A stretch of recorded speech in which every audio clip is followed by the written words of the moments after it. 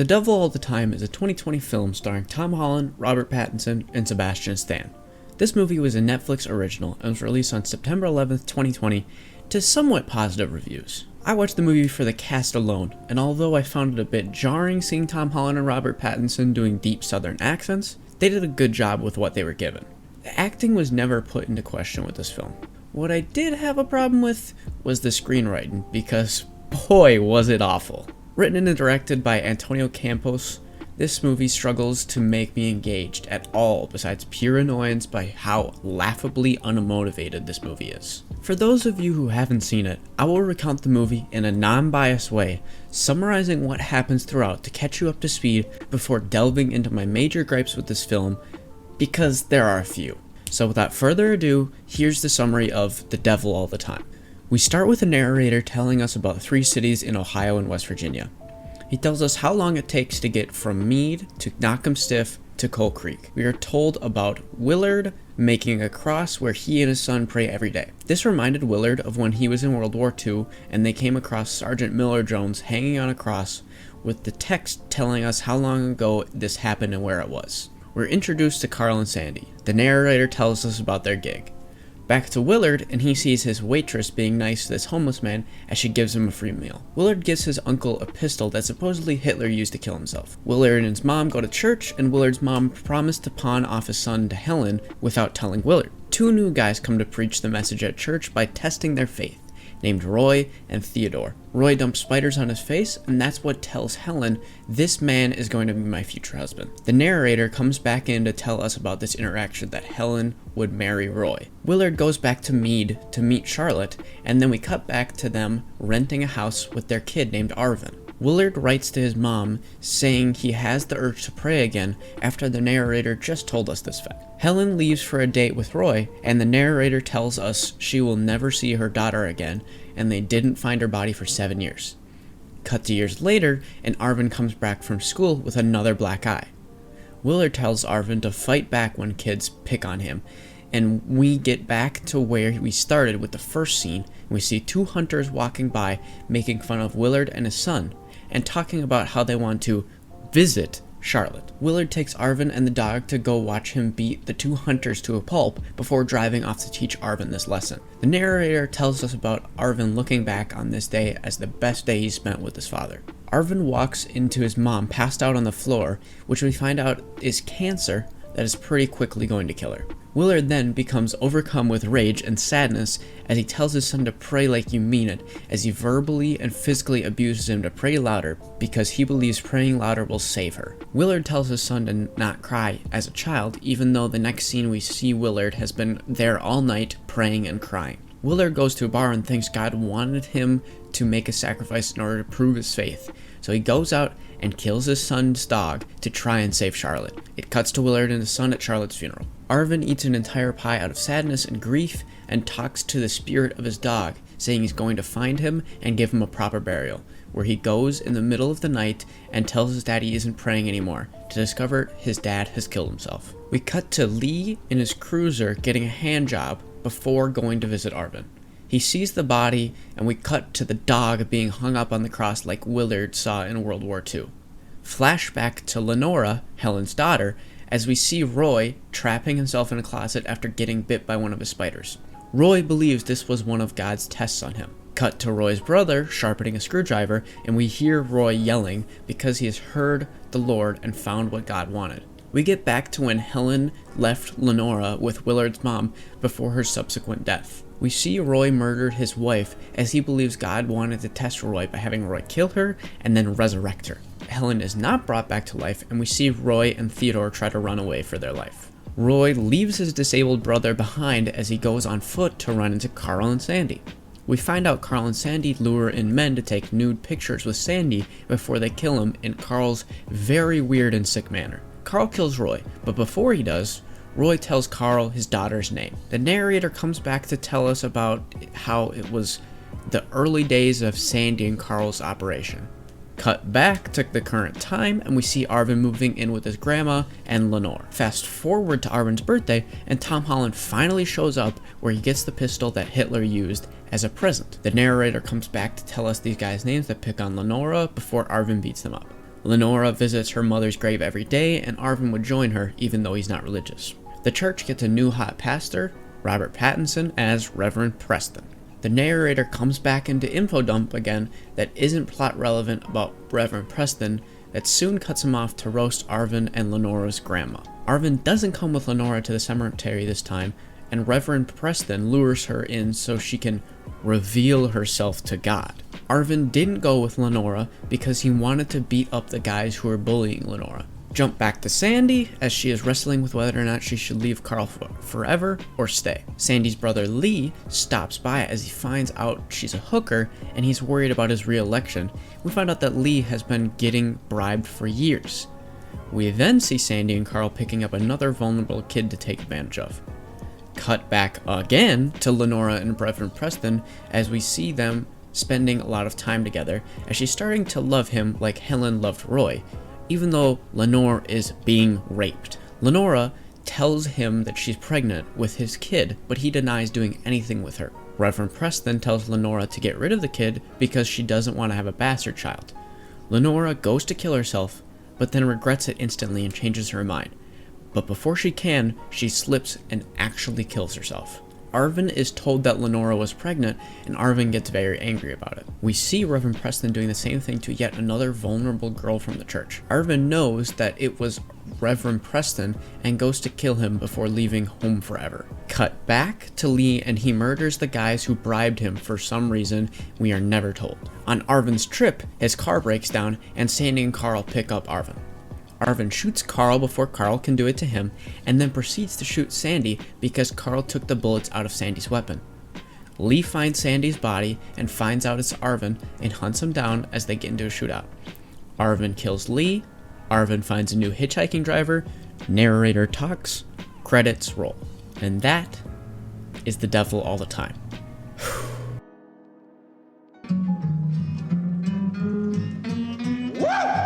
This section is a bit shorter than the others, but leads into the next really well. This movie has too many characters. Movies don't have to have less characters than this, and movies like The Lord of the Rings and Star Wars have an abundance of characters, all with confusing names. But in this film, I actually couldn't remember one single person's name. I would only remember them by what I know them else as. There are too many characters to create one good enough one for me to care about. For example, I clicked on this movie on Netflix because I saw Tom Holland on the front of it. Me, being a Tom Holland fan, I wanted to watch only for him.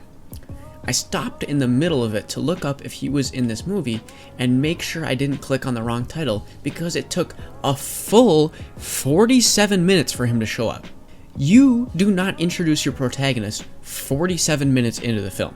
Yes, okay, younger him was in the movie much earlier, but the first 30 minutes of the film set up his father as the protagonist only for him to kill himself after his wife died from cancer. So then we take 47 minutes to introduce the real protagonist. This movie feels like it's trying to be smug with its revelation that Tom Holland is the protagonist, basically like saying, hey, did you notice? Did you notice we made you think it was this guy only to shock you with this? And I'm over here like, no, because Tom Holland is the selling name of the movie. His face is on the poster.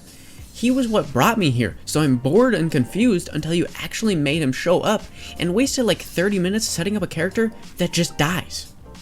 So the problem with too many characters can be overcome, like I stated with Lord of the Rings and Star Wars, but this movie doesn't do it correctly. In these movies, they have time and sometimes multiple movies to set up each character, but you know who the main character is. It's Luke Skywalker in Star Wars. It's Frodo Baggins in Lord of the Rings. It's Michael Corleone in The Godfather. Even The Godfather had enough time to have a main character with a fleshed out story to make him compelling while having a lot of people in the cast. The Devil All the Time doesn't seem to know who the main character is. We start with Willard as the main character as we hear his life and how he found his wife and his son. We then see his son is important to him. We then are shown that Roy and Helen are starting their life as well as their daughters before they both die. We then are shown Sandy and Carl doing their scheme, so maybe they're important to have a backstory or something.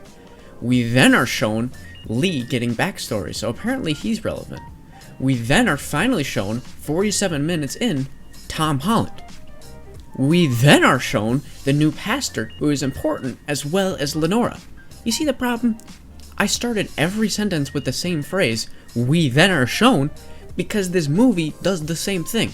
It's just one person, then another, then another, then another, and by the time you get back to who the true protagonist is, you're confused by the sheer number of characters and the lack of screen time for Arvin.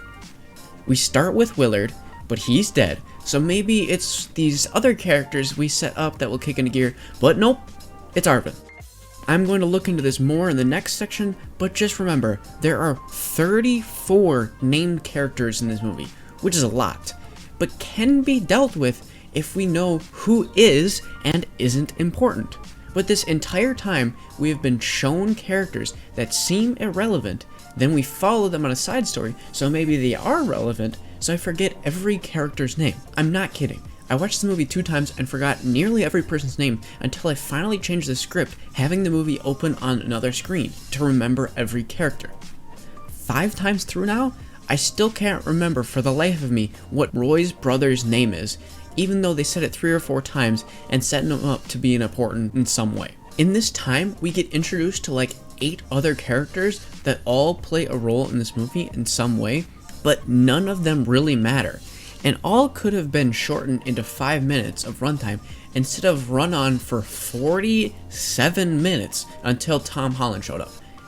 I literally said, finally, now the movie's starting, when Tom Holland showed up 47 minutes into the movie. Anyways, let's get back to a problem, and that is...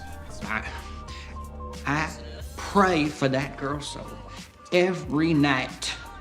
The main driving point to this movie is the lack of good characters. This can be done really well, and some of the greatest movies ever have done this. Gangster movies notoriously do this with Goodfellas, The Godfather, and Irishman. The reason these movies are so famous is in spite of the fact that they are good people. We know that they aren't good people, but we see the good in them. We watch them grow and we sympathize with their actions to a fault.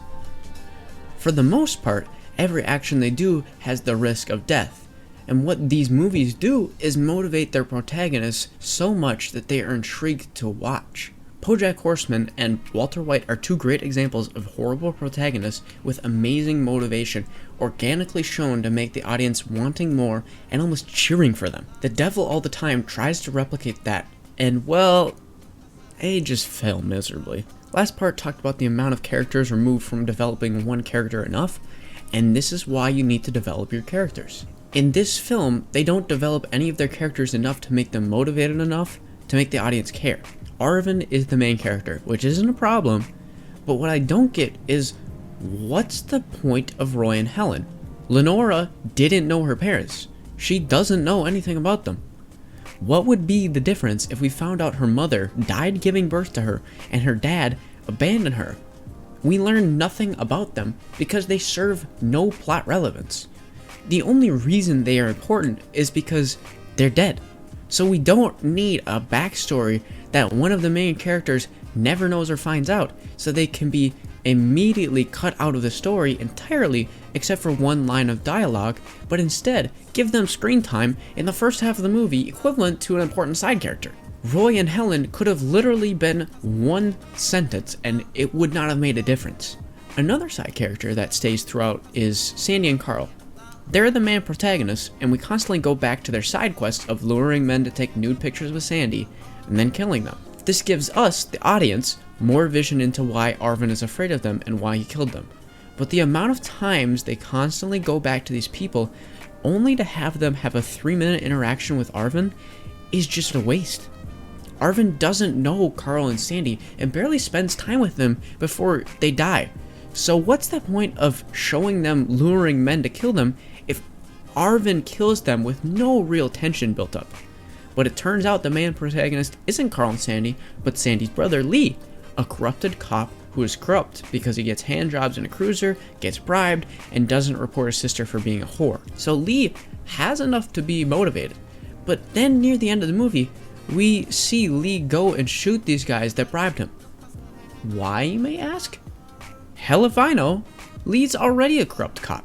We've seen it in every scene he's been in, mentioning how he's only doing this stuff for re-election as he gets bribes, but killing these guys who we saw in one scene doesn't do anything because we don't care about these guys. Let me ask you this.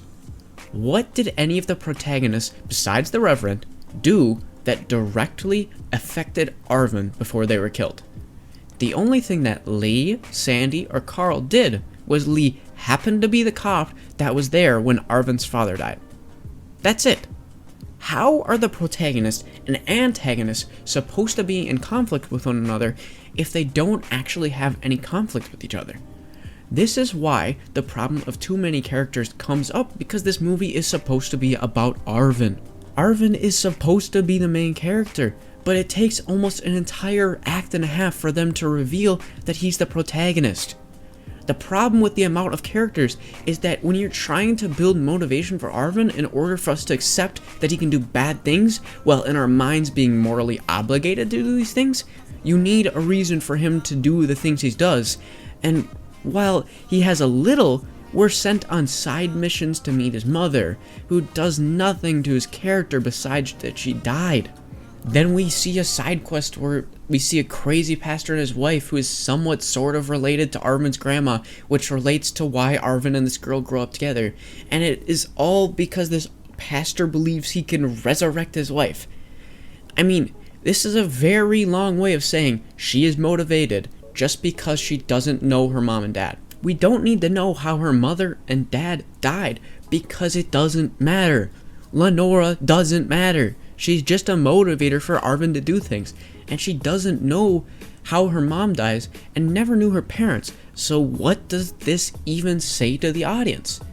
It has no relevance because it doesn't pay off in the end or anything that really matters. Also, the only reason Arvin beats up these guys and shoots the Reverend is because his father beat up some guys. But Arvin resented his father. And we know this because he hated him for killing the dog and abusing him. And Arvin actively gets mad about his father being brought up. Then Arvin, after killing the Reverend, wanted to go back to his hometown to fix his wrongs with his father by properly burying his dog. He hates his father. And if he truly did, he should also hate every lesson his father told him and try to be the opposite of what his father was, because Arvin despises him. So Arvin's motivation is incredibly lacking because the only reason he's doing these violent acts is because the lesson his father told him, which he should have avoided because he resents his father, is to be violent with these people. When you only have one motivating factor for your protagonist, it's already super weak. But when you have this as its only motivating factor, it's ridiculously useless. This ties into the no good characters, because if you're going to have this protagonist that's not a good person, they have to have some motivation in order for the audience to care about them at all. But Lenora dying doesn't mean Arvin should go around murdering everyone, because he isn't a flawless character himself. There's no reason for him to use violence, especially after resenting his father and probably wanting to remove every trait he got from his father for how poorly he treated Arvin. Then, in the final standoff, we get Arvin, probably a more likable character, against Lee, another motivationalist character. Both have motivations, but Lee's motivation is money, and that's it. He literally kills the guys who bribed him for no reason we are ever told. And there's actually no reason any of this needed to be in here besides the fact that he killed people so he can decide to side with Arvin, even though he's already a morally corrupted character. Arvin is the closest we get to a good character, but he just isn't. Throughout the film, we never see him do anything besides get revenge and protect his sister, which both were acts of violence. He was short with everyone. He swore in front of his religious family. He never talked highly of anyone he met, and he assaulted some kids even though we were shown and told he resents his father and everything he taught Arvin. So we have too many characters, which leads to low motivation for our protagonist, making every character a bad person. And what do we do to address these issues? Say it with me. Add a narrator that isn't even a character in the story. Yay! Come on now! This has to be the worst part of the movie, and probably would fix this movie if they completely remove the narrator, or at the very least, make it an above average movie. The very first lines of the film are said through our narrator. The narrator tells us about the area before we go into the main story. I call them the narrator because they're never named.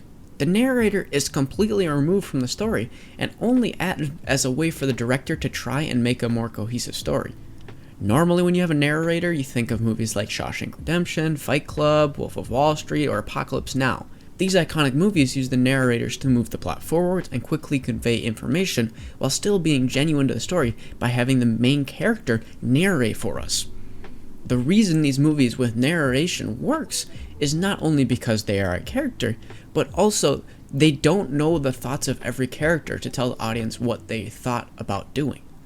In The Devil All the Time, the narrator is completely removed from the story, never named, never relevant to the plot, and tells us what each character's intentions and thought process were without the necessity for that.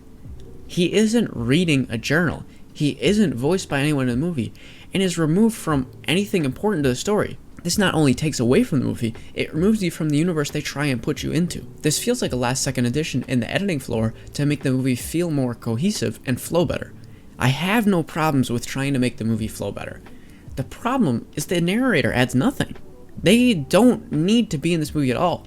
Every piece of information they convey to us is told later by a character or does not have plot relevance. The only lines that come close can easily be picked up through subtext, which further reinforces the point that the narrator never needed to be in this movie. It was already confusing enough to have a detached narrator, but an irrelevant one makes this completely null and void.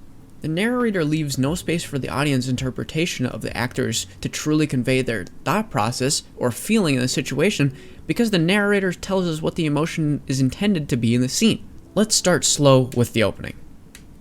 We start with the narrator telling us about the distance between the cities. In 1957, it'd take someone approximately 10 hours to drive from Cold Creek to a paper mill town in southern Ohio called Meade. But guess what? This doesn't matter.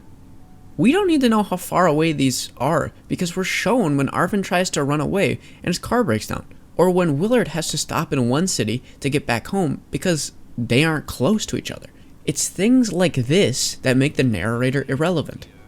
Another one is when Roy and Helen are going on a date. We start very early with Helen leaving Lenora with Willard's mom before going on a date with Roy, as the narrator tells us this is the last time Helen would see Lenora because she was killed. Then, later in the movie, but really not that much later, we see Roy and Helen go on their date before Helen is murdered. Roy tries to resurrect her, he runs away, and is killed by Carl and Sandy. Okay, why is this wrong? What is the reasoning for the movie telling us that Helen dies after this interaction? To convey how Lenora never sees her mom again. Okay, fine. It's fine enough. Okay then, what is the point of showing us the same exact scene again, but then showing us Helen dying? It shows us how Helen died so that Lenora can be left behind. Oh, okay. But what? This is where all 3 points come into effect.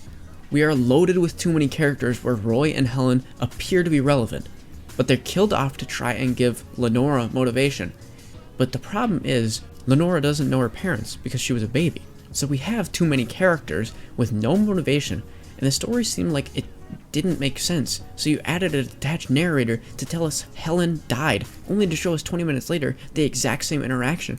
And that shows us exactly that Helen is dead and completely void any necessity for a narrator. The narrator doesn't need to tell us this because we are shown it again, and the shock doesn't get us because we know this is the last interaction before she dies. My last example is at the very end of the movie when Arvin is with Sandy and Carl.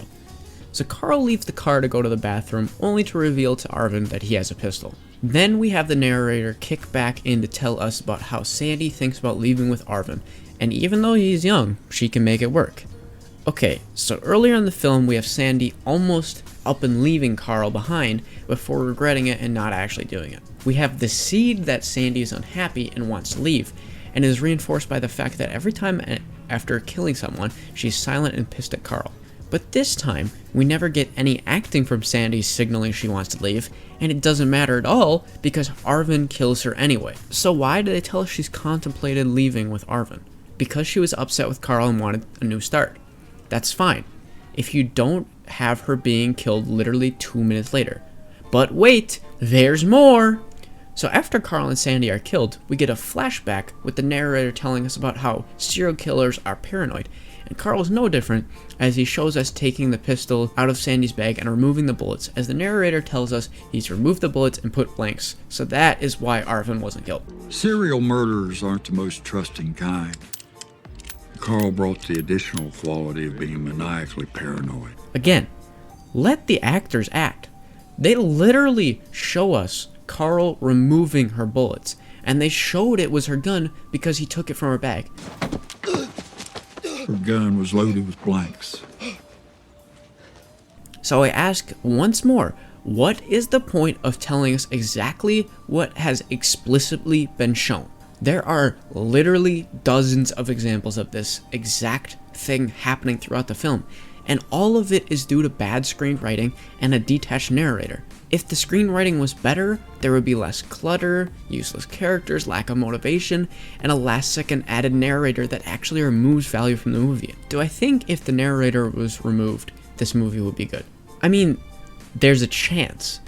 It has hints of it here and there, but it wasn't a flawless film when the narrator wasn't there. The narrator really feels like a last-second edit because of the detachment from any characters, as well as him telling us stuff only for his narration to be completely irrelevant. The acting was fine, the story was fine, the editing was fine, score fine, everything was fine. But the narration made this movie go from fine to terrible very quickly. Thank you guys for watching. The amount of growth on this channel and interaction has just been absolutely amazing to me. Thank you guys so much. If you guys have any movie suggestions or video idea suggestions, let me know down in the comments. If you did actually watch this movie, what did you think about this one? Clearly not a huge fan of this one, but it's always great to hear differing opinions. As always, I'll see you guys in the next one.